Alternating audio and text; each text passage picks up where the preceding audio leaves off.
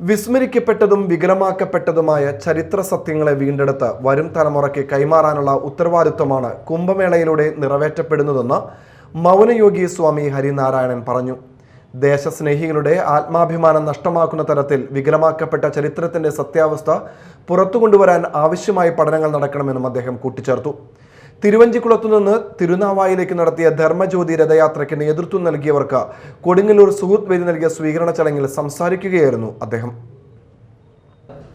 സത്യധർമ്മൻ അടികൾ അധ്യക്ഷത വഹിച്ച യോഗത്തിൽ KG ശശിധരൻ, അജിത് പ്രസാദ്, സുധീന്ദ്രൻ കണ്ണോത്ത് എന്നിവർ സംസാരിച്ചു. കൊടുങ്ങല്ലൂർ കോവിലകം സുരേന്ദ്രവർമ്മ തമ്പുരാൻ മൗനയോഗി സ്വാമി ഹരിനാരായണനെ പൊന്നാടയണിയിച്ച് ആദരിച്ചു.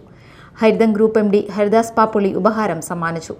കൈതപ്രം ദാമോദരൻ നമ്പൂതിരി, സിനിമാ താരം ദിനേശ് പണിക്കർ എന്നിവർ മുഖ്യാതിഥികളായ യോഗത്തിൽ retired reserve bank director Viswanathan, Veerabahu എന്നിവർ സംബന്ധിച്ചു. നൂറ്റാണ്ടുകൾക്ക് മുൻപ് കുംഭമേളയ്ക്ക് രക്ഷാധികാരിയായിരുന്ന ചേരമാൻ പെരുമാളുടെ ഛായാചിത്രവും ധർമ്മജ്യോതിയും വഹിച്ചായിരുന്നു രഥയാത്ര. രഥയാത്രയിൽ ഉപയോഗിച്ച ചേരമാൻ പെരുമാളുടെ ഛായാചിത്രം പെരുമാക്കന്മാരുടെ രാജക്ഷേത്രമായ തിരുവഞ്ചിക്കുളത്ത് സ്ഥാപിക്കാൻ കൈമാറി. എക്സിക്യൂട്ടീവ് ഓഫീസർ സുധീർ മേലേപ്പാട്ട് ഏറ്റുവാങ്ങി. വിവിധ സംഘടനകളെ പ്രതിനിധീകരിച്ച് 30ഓളം പേർ ഉപഹാരങ്ങൾ സമ്മാനിച്ചു. Media time, Kodungallur.